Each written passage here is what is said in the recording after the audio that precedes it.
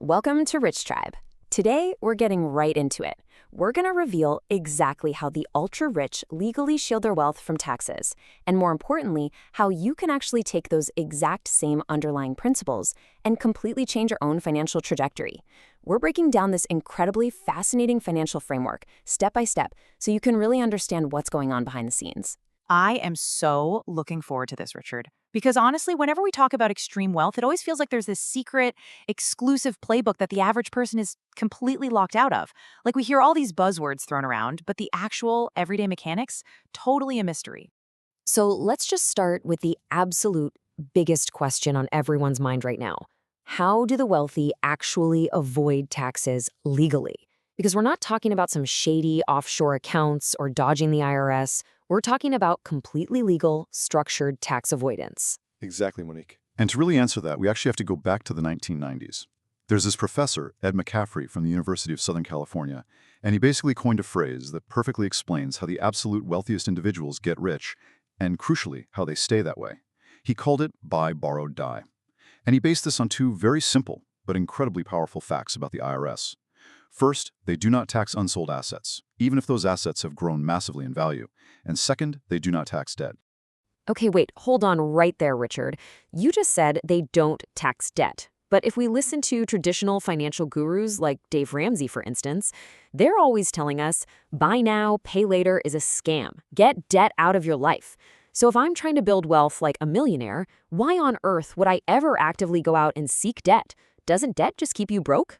Ha, that is such a brilliant question, and honestly, it's the exact hurdle that most people trip over.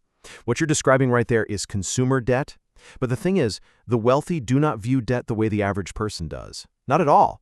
They understand something I like to call the debt paradox. The secret here is understanding the massive distinction between two totally different financial tools. The first one is consumer debt. This is when you go into debt for depreciating lifestyle items. Swiping a credit card for the latest iPhone, taking a vacation you can't afford, or buying a luxury car. Those things literally lose value long before you even finish paying off the loan. It completely destroys your ability to invest. Now, the second tool is strategic debt. The wealthy use collateralized asset loans. They borrow money against things that are actually going up in value.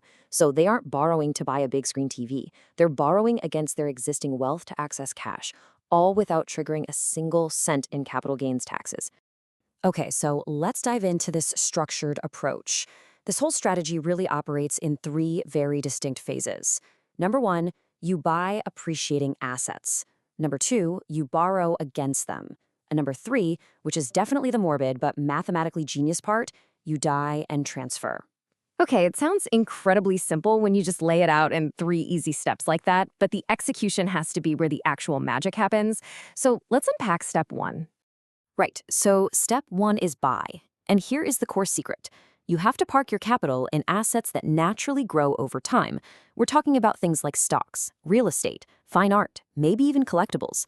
The whole goal is to capitalize on that massive increase in value over decades.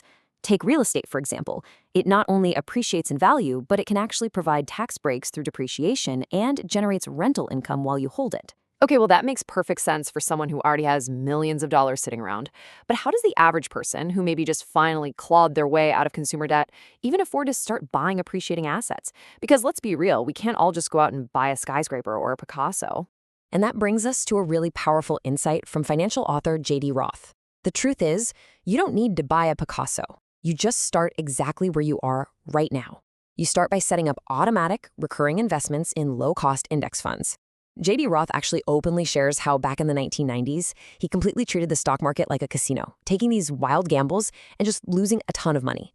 But the way the average person actually builds that initial asset base is by totally ignoring the daily financial news and just consistently funding an index fund.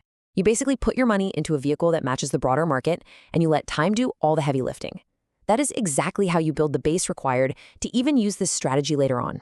So, once you've successfully built up that asset base, we reach the real core mathematical brilliance of this whole explainer. Step two, borrow. Let's say your index funds, or maybe your real estate portfolio, has finally grown to $1 million, and you need some cash to live your life. Now, if you simply sell off your assets to get that cash, you immediately trigger a massive taxable event. The IRS is going to swoop in and take a huge bite out of it in capital gains tax. But if you borrow against those assets, say by taking out a line of credit that's secured by your portfolio, you instantly get the cash you need. But here's the kicker. Because it's technically a loan, the IRS does not consider it taxable income.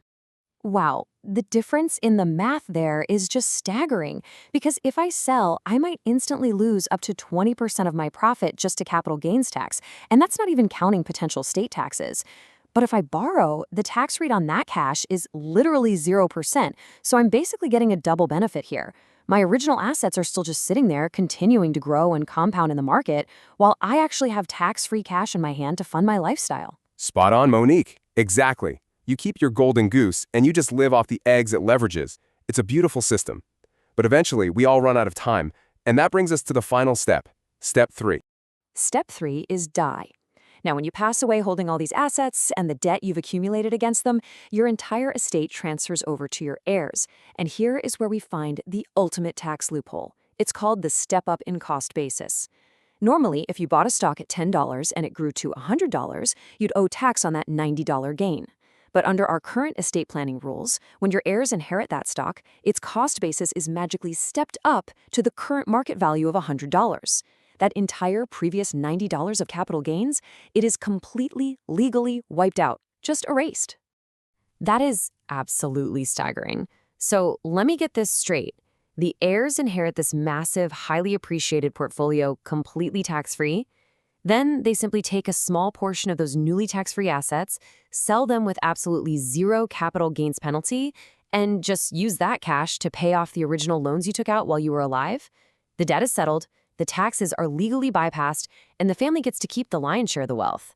And then, I assume, they just start the whole buy, borrow, die loop all over again for the next generation? You nailed it. It is literally a generational wealth machine. But, and this is a very massive but, it is definitely not without some serious hazards. Right, let's definitely bring this back down to reality for a second, because using leverage like that is a massive double-edged sword. First off, this requires a pretty high net worth to even access the favorable interest rates needed to make the math actually work in your favor.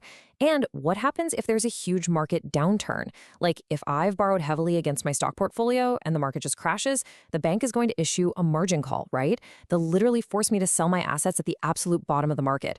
Or worse, if I use my home as collateral, I could face foreclosure. You are absolutely right, Monique. The math works perfectly on a spreadsheet, but human psychology so often ruins it in real life. And research on cognitive biases and financial decision-making shows us exactly why.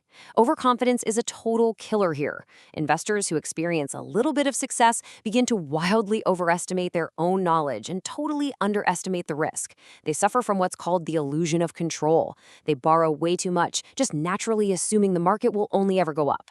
And then, when volatility strikes, loss aversion kicks in fast. They panic, they make terrible emotional decisions, and suddenly that whole leveraged house of cards completely collapses. You have to be incredibly, incredibly disciplined to actually execute this safely.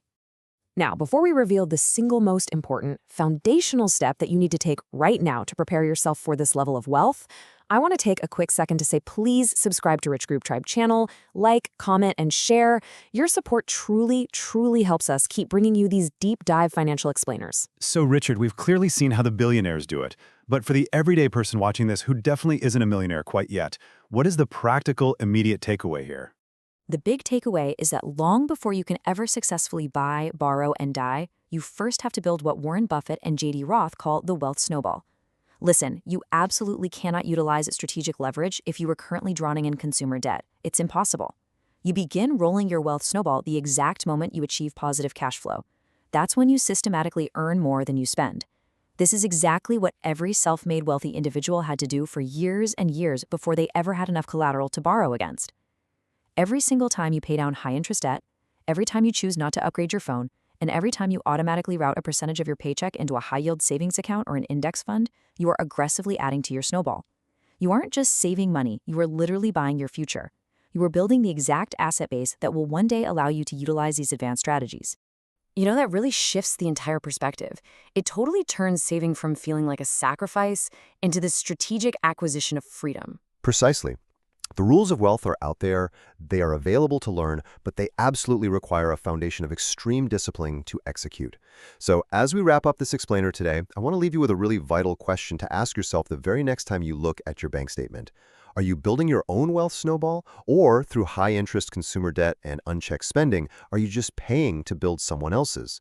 Take control of your cash flow today so you can truly dictate your wealth tomorrow.